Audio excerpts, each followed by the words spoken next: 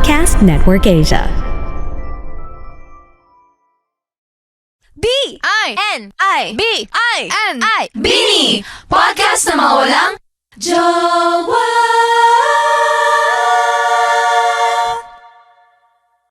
Two, three.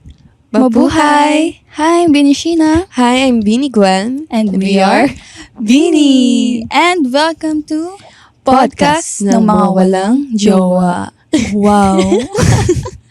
Grabe, this is very new to us, to me, and to my bebe. Yes. First podcast ko to ever. Ako rin. Oh my God! Medyo kinakabahan ako, pero okay lang. Oo, medyo naninibago, medyo kumakapa pa. Yes. Pero feeling ko magtataka yung listeners. Bini, tapos yung title, Podcast ng mga walang jowa. Wala naman kasi talaga. Magtaka kayo kung meron kaming jowa. Pero syempre naman, di ba, may mga experience naman. May mga experience naman kami ng mga kilig moments namin before. Hindi Meron naman ka ba? Okay, yan ang mga pag-uusapan natin for Yes. today's podcast. And syempre, meron tayong topic. Hindi lang naman puro kung saan-saan yung pag-uusapan natin. Ang aming topic for today's podcast is all about gaslighting. Yeah. Our title is, Are You Gaslighting Me? Oh. Grabe, parang galit. Parang galit. Are you gaslighting me? Pero, it's very deep, no? The word gaslighting. Sobra. Actually, meron akong something here. Ay, wow. Prepared ka naman Kailangan pala. ko ng notebook kasi medyo deep ang ating pag-uusapan. Kailangan ko ng matinding knowledge about that. Ako rin. Di ako Wala ka masyadong alam, Oo, bebe, oo. about gaslighting. Ikaw ba, anong thought mo about gaslighting? About gaslighting. Naririnig ko na yung gaslighting. Even before pa. Pero, hindi ko siya yung sobrang alam talaga kung paano siya nangyayari. Ganon. Parang super kalat na nung word na to. Pero for sure, nangyari na yun din sa akin. Hindi ako aware. Hindi ka lang aware. Oo. Kaya Ganon. nag-research din ako. Yes.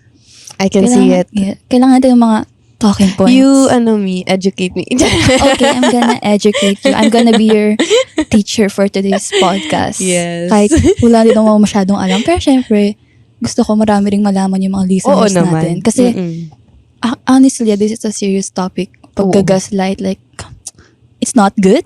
It's not good for everyone. So ito, diga mo, naka-underline dito. Para ma-emphasize. Psychological manipulation. Ooh. Ang deep, di ba? Parang sobrang sama. Pagkarinig mo na psychological manipulation. Ano yung naisip mo bigla? Manipulation. The psychological pa. Ayun na nga. Parang words. Diba? True. Parang, hala. Hindi siya physical eh. It's more on, mas words.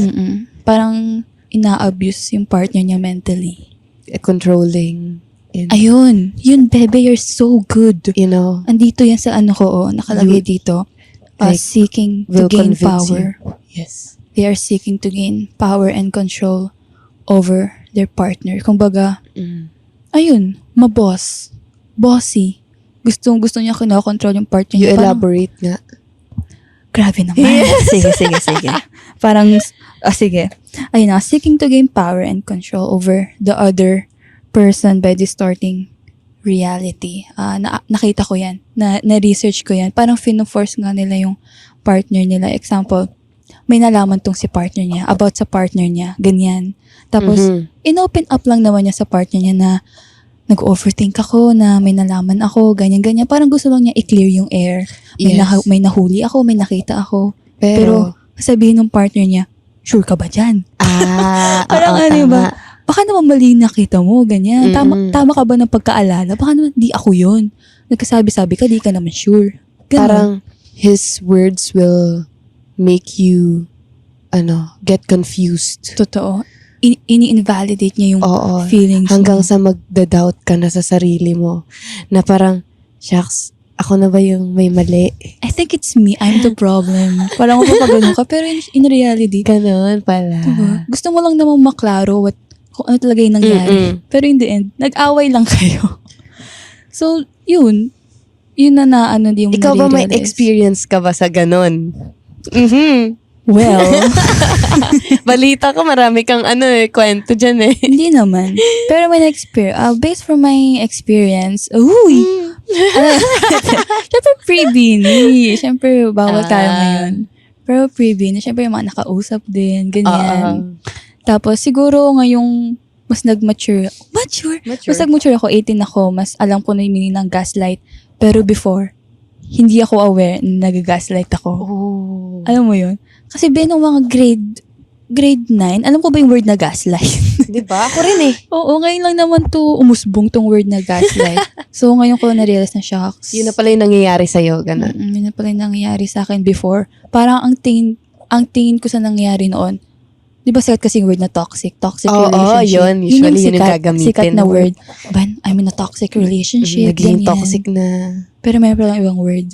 Gaslight. Ako rin eh, no? Di ba? Ngayon lang siya, yun yung, topic natin. Parang, ngayon lang siya Nag-sink sa in. isip ko. Oh, Yung yung pala word. yung word na dun sa nangyari, ganun. Ikaw, Something bebe. like Oo naman, kala mo ako lang. Ikaw, do you think na-experience mo na? Hindi, pero hindi naman din ako experience talaga sa yung mga love life even before. Ganun. Even before Benny. Pero feeling ko naman sa lahat ng tao na experience na to, hindi lang sa love life. Kahit sa mga friends or, Yes. diba, sa family, ganyan, Toxic ganyan. friendship. May mga ganyang, pag, tawag dito, usap na nagiging ganyan. Gets. Na, Hindi, pero may nakita rin ako. Siyempre, meron ding pinagmumulan yung mga nanggagaslight. Nakita ko meron daw. sa research mo dyan? Oo, grabe yung research. Grabe. Dalawang It's so rason ba't weird nanggagaslight yung mga tao. Yung isang rason, desisyon na nilang mag-gaslight. Alam mo yun? Mhm. Dahil ma-pride sila, Choice they nila. want control over Kumbaga, everything. nasa ugali nila. Oo, totoo. Yun, magagaslight na sila. Pero meron ding iba na lumaki sila sa environment or family. Oo. Na sila yung ginagaslight. Sobrang laking impact nung ganon, yung environment mismo. Talagang ma-influence ka. Lalo na yung family. Oo. Doon ka lumaki sa family.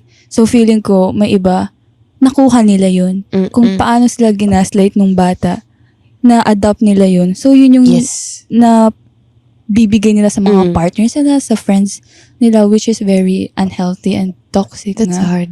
Kumbaga naging coping mechanism din nila yung ginawa sa kanila nung bata sila. Yes. Parang in a way, parang revenge or bumabawi, ganun. Pero, for me, walang valid reason para mang-gaslight ng ibang tao. Kahit ano pa yan kasi it's Oo so naman. wrong.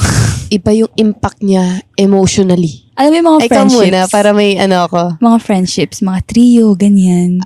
Sa group of friends, Oo, ganon. Oo, group of Okay. friends. Tapos merong boss. Meron laging bosses sa mga friendships. Oo, ganon. Yung leader, Oo. ba? Though gets naman, siguro mga bata pa, di na-realize na nag-gaslight na pala sila. Ganyan sa friendship, curious ako, paano? Paano mag-gaslight Oo. sa friendship? O nga, no? Like, in what way? Paano mag-gaslight sa friendship?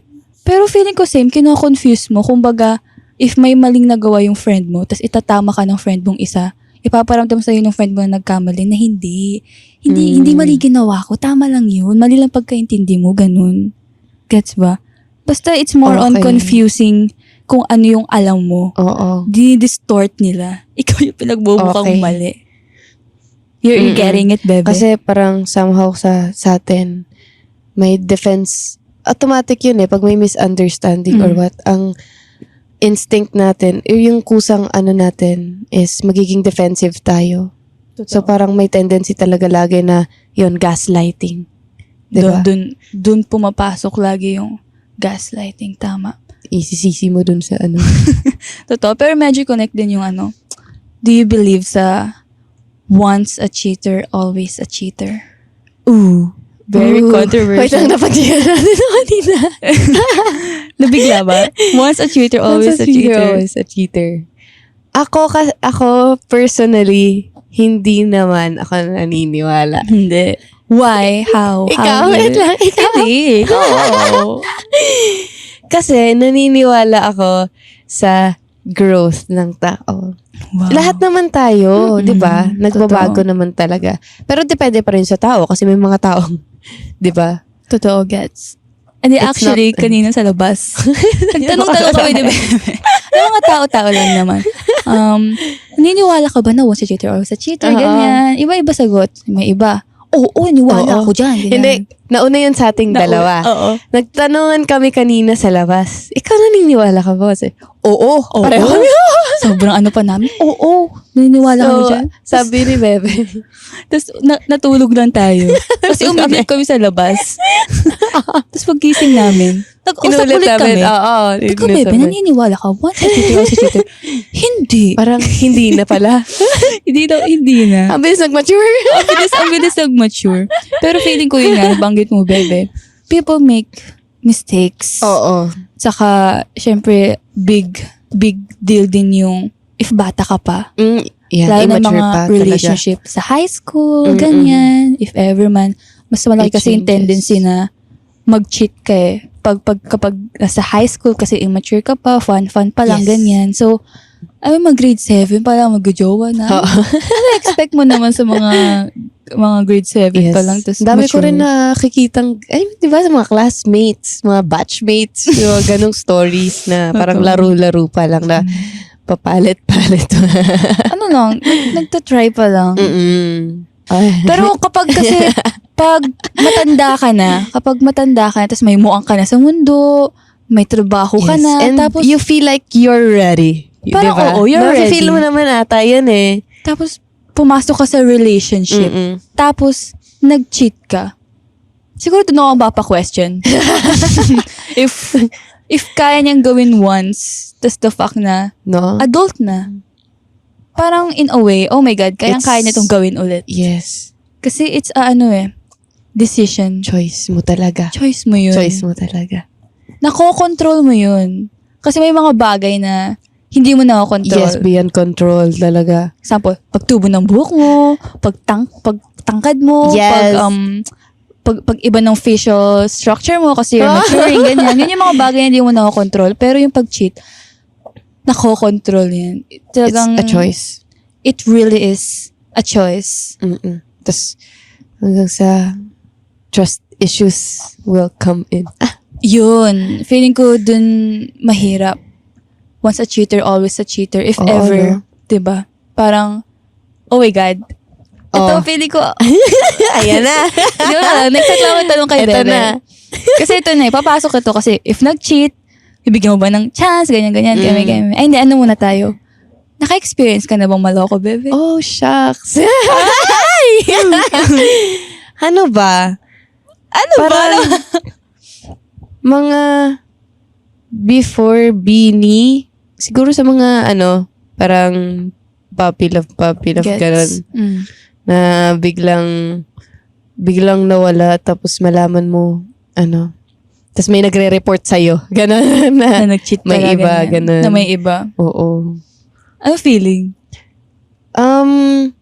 Ano ba? Siyempre, nung mga bata pa rin kasi ako nun eh. Gets. Tapos parang ako kasi pinalaki akong huwag masyadong seryosohin muna yung mga ganyang bagay. Though, parang syempre ma-hurt ka naman. Mm-mm. 'Di ba? Sino naman siguro hindi. Pero ayun, parang yun yung ko na wag muna masyadong dibdibin yung mga ganun. Tsaka siguro during that time din, hindi pa naman ganun ka-deep yung feelings ko. Mm-mm. Kasi puppy love pa nga lang. Ganun. O ikaw, sa'yo? Naman! Siyempre before din, alam mo yung mga naloko, nag-cheat, ganyan. Mm-mm. Though same tayo, feeling ko at that time, immature pa.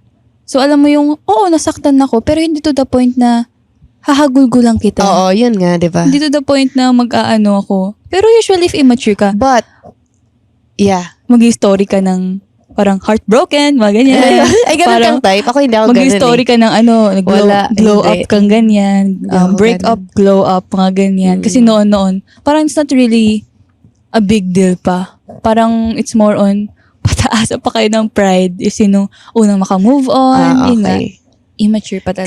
Grabe. Ako kasi sobrang hindi ganyan yung hindi open sa ganyan yung kinalakihan ko na parang, alam mo yun, basta hindi ako noon Gets. talaga. ano ko, parang nagugustuhan ko, mga ganun. Hindi ako maganyan noon. Kaya na-amaze ako sa mga Sa mga kwento. Mga kwento. Oo. Pero I've tried before, dahil nga diba, naloko na ako. I gave them a second chance. Mm-mm. A third chance. Ayun na nga. A fourth chance. A fifth chance.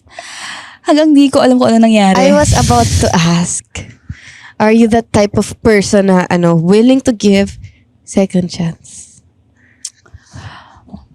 Kabanggit ko lang, nagbigay ako ng sandamak-makal chances. Pero dahil immature pa ako nun. Pero now na, What do you think? alam mo yun, medyo marami na akong pagdaanan. Yes. I've matured so much from my last puppy love, kung ano man yan. For me, it depends on the situation. Same. Parang, I can give you a second chance if I can feel na you're genuine enough, na you really want to make our relationship work, or if you really want to make yourself better, to be a better man. If ramdam ko yun, if I see potential in you, Yes. why not give you a second chance? Kasi tao rin tayo, people make mistakes. Pero, Oo. if ramdam kong wala, parang alam mo yung nasabi lang niya yung, sige, Sorry. nabigyan mo ko ng second Oo. chance, sorry na. Parang, lumalabas lang sa bibig niya pero wala kang ramdam na emotions.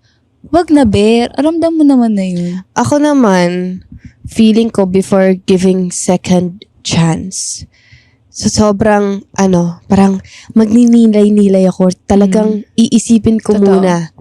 Kasi lalo na sa relationships, if nasa in a relationship ka, parang sobrang risky nun for me na bigyan ng second chance. Kasi it's either parang mag-work siya, or kaya yung iba kasi parang nagiging toxic, 'di ba? Dahil sa trust issues na parang lalo na if nag-cheat ka. Ganun, syempre hindi na siya yung tulad before. It will never be The same. the same naman, lalo na pag ganun nangyari. Di parang may tendency maging toxic, nakakatakot. Parang diba before kasi sobrang buong-buo yung trust Kampante mo. ka. Kung yung Oo. commitment mo, kampante ka, pero nung nag-cheat, binigyan mo ng second chance. Parang every time mag-overthink ka talaga. Diba? Yun nga, parang yun yung naging consequence sa kanilang Nung dalawa. Oo. Lalo na doon sa if ever guy or girl na nag-cheat. Oo. Yun yung consequence ng actions niya. Wala na siyang, dapat lagi niyang expect na mag-overthink at mag-overthink yung partner Yes. niya. And parang need siya ng patience. Totoo. Na yun, and understanding sa kung sino man yung Parang dobleng assurance ang Oo. kailangan niya iparamdam sa partner niya. Pero feeling ko, may iba rin, may ibang tao rin that doesn't deserve a second chance. Yes. If it's too much and paulit-ulit mo na, second chance pa ba yun? Hindi na second chance yun. Hindi, second chance yung paulit-ulit. Hindi na second chance yun eh. Meron yung iba na, feeling ko yung mga long-term relationships, yung akala mo siya na talaga. Tapos sobra kanyang sinaktan to the point, alam mo yung sobra. Though di ko pa na-experience yun, pero sa mga napapanood, nababasa, yung mga sobrang nasasaktan, hindi kayang magbigay ng second chance. Masyado silang Yes. nawasak. Oo. So yun yung mga understandable. Kasi hindi naman requirement na mag-oo ka if tatanungin ka if you can give them a second chance. Ito naman, yung iba naman na sobrang nagmamahalan. Hindi yung sobrang mahal na mahal mo. May tendency kasi sa atin na mabablind tayo. Ay, be. Na- Oo. Marupok. Oh, di ba? Yun na yun. Marupok. Na parang isang sorry lang, isang lang. Sa lambing lang. Oo. Parang, sorry na, baby. Ayun. Ayan, nakay na ulit. Patawarin na. Ganon. Uy, yun no. Nahirap yun. It's okay to give second chances, pero bibigyan mo limit yung sarili mo. Parang, Oo. alamin mo rin naman yung worth mo as a person. Nakakatakot ma-in love, no? Yun, Kasi yun talaga. mabubulag ka. Totoo yun, ha? Totoo. Nabubulag ka talaga pag in love ka. Parang, pag hindi ka kasi in love, ang daling sabihin na, ba't mo bibigyan ng second chance? Papatawarin mo pa yan, Oo, ganyan.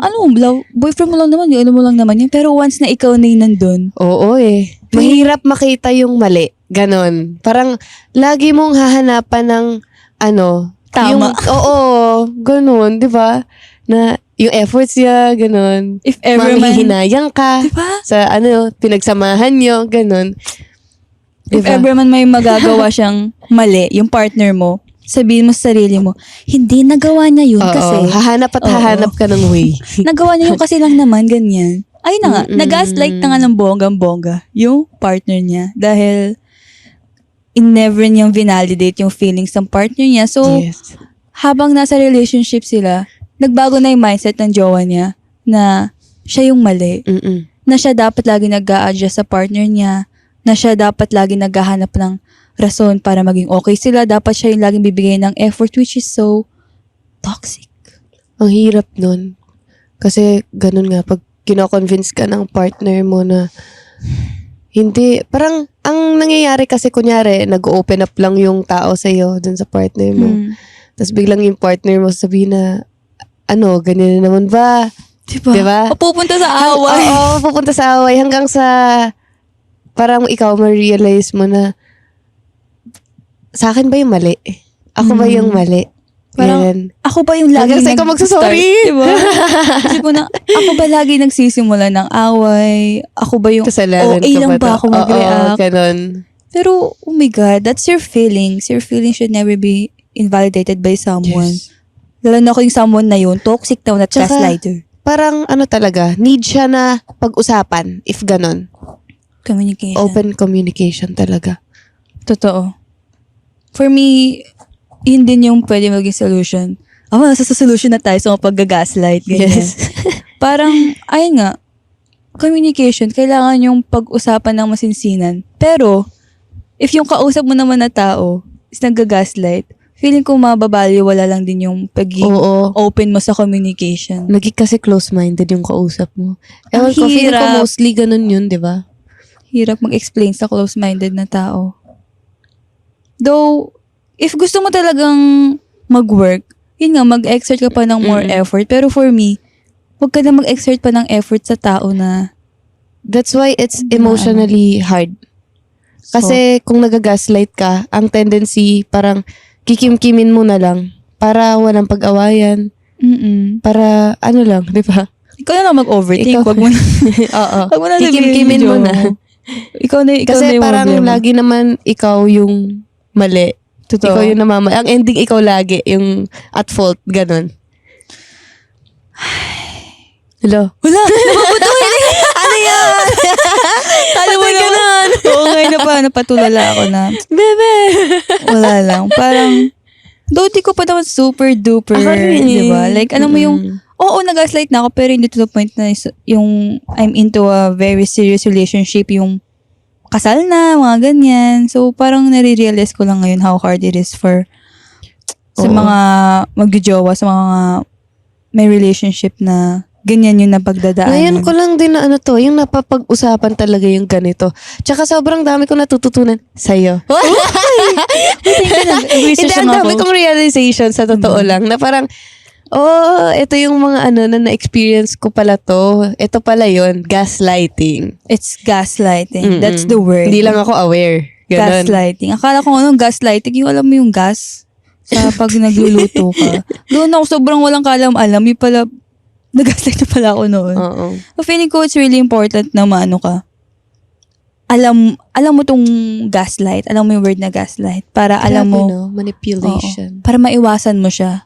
Na if you're in that kind of a relationship, takbo. Takbo.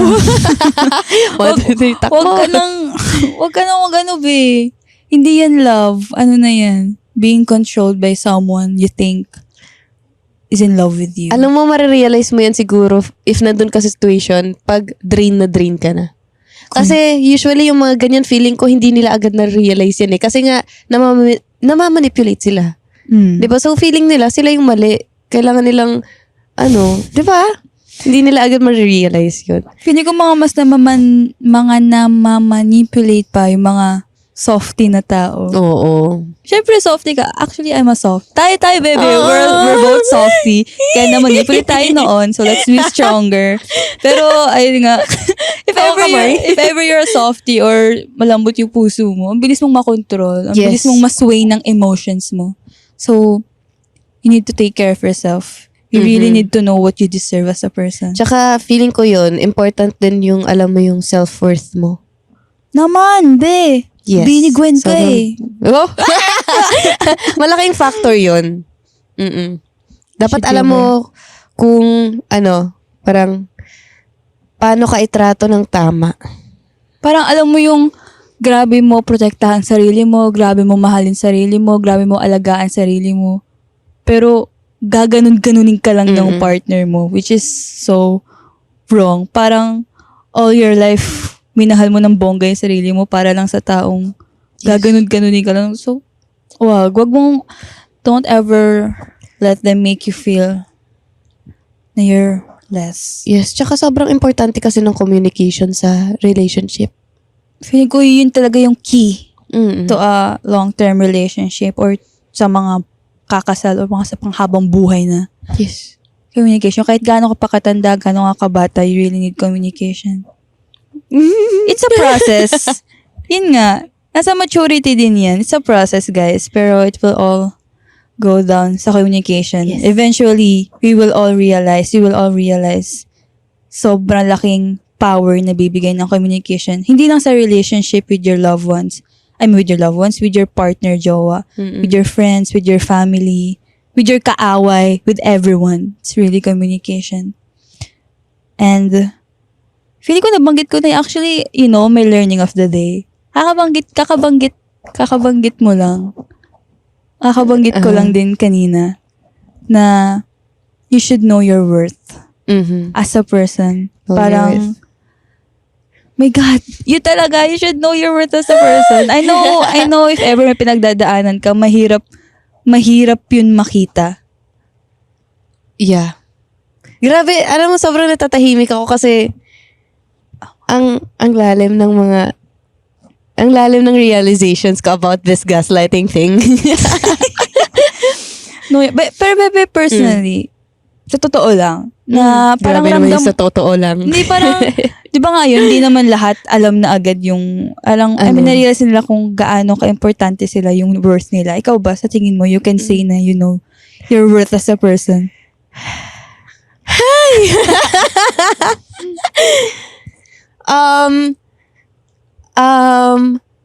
Getting there.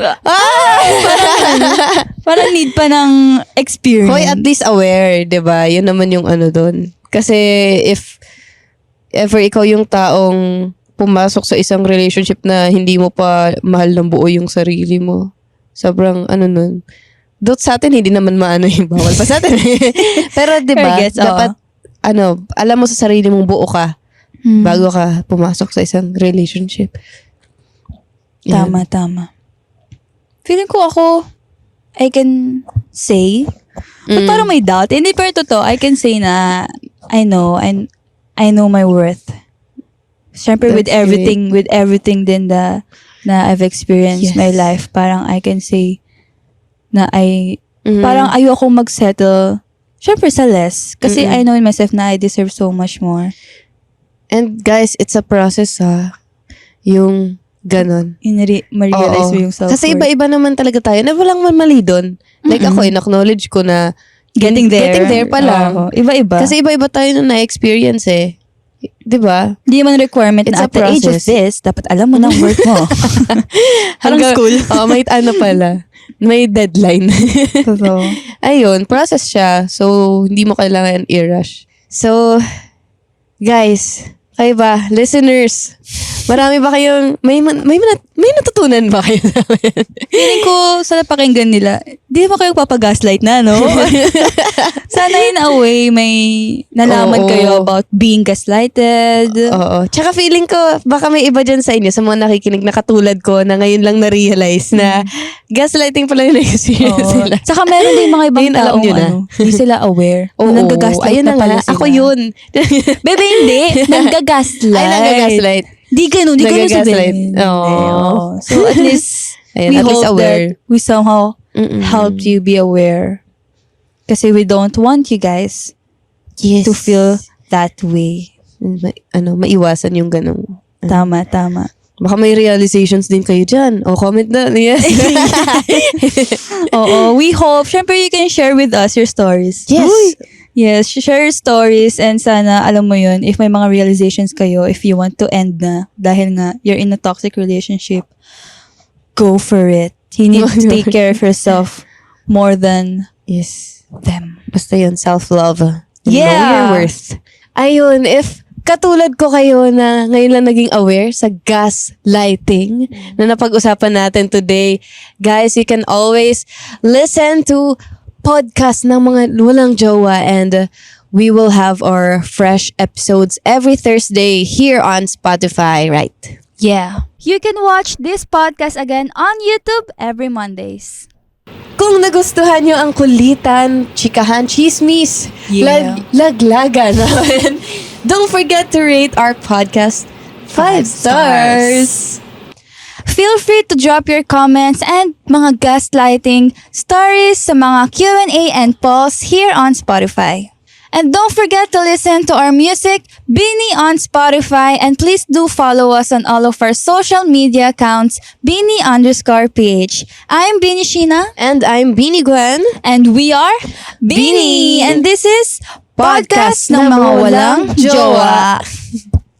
Bye! B-I-N-I-B-I-N-I Beanie! Podcast na mga walang jowa!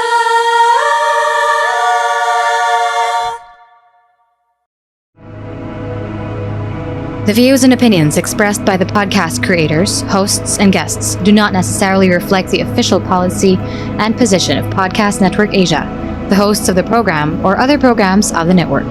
Any content provided by the people on the podcast are of their own opinion and are not intended to malign any religion, ethnic group, club, organization, company, individual, or anyone or anything.